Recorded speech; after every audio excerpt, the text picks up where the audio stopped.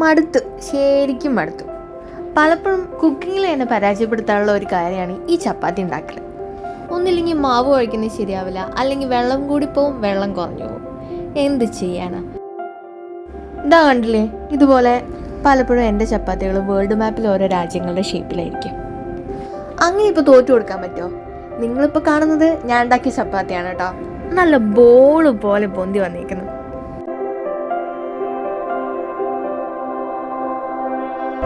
ചപ്പാത്തിയുടെ ഷേപ്പ് കണ്ട് നിങ്ങൾ ഞെട്ടണ്ട കേട്ടോ, എഡിറ്റഡ് അല്ല, ഒറിജിനൽ ആണ്.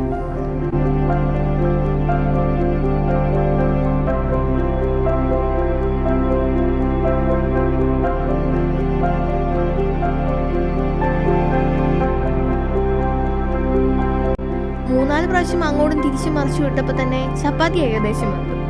ഇനി ഇങ്ങനെ ചെറുതായി സൈഡിൽ കൂടെ ഇങ്ങനെ ചെറുതായിട്ട് പ്രസ് ചെയ്ത് കൊടുത്താൽ നമ്മുടെ ചപ്പാത്തി ഇങ്ങനെ മെല്ലെ മെല്ലെ പൊന്തി വരും. കാണാൻ തന്നെ എന്ത് രസമാണല്ലേ, കഴിക്കാനോ അതിലും സൂപ്പർ. അപ്പം നിങ്ങൾ വിചാരിക്കുന്നുണ്ടാവും, ഇതിൻ്റെ റെസിപ്പി പറഞ്ഞില്ലല്ലോ, എങ്ങനെയാണ് ഈ ചപ്പാത്തി ഇങ്ങനെ ആയതെന്ന്. എന്ത് ചെയ്യാനാ, ട്രൈ ചെയ്ത് മനസ്സ് മടുത്തപ്പോൾ ഞാൻ നേരെ കടയിൽ പോയി ഒരു ഹാഫ് കുക്ക്ഡ് ചപ്പാത്തി പാക്കറ്റ് അങ്ങ് വാങ്ങിച്ചു. എന്നെ പോലെ തോറ്റു കൊടുക്കാൻ മനസ്സിലാത്തവർക്ക് വേണ്ടി ഞാൻ ഡെഡിക്കേറ്റ് ചെയ്യും. എങ്ങനെ ഇരിക്കണം?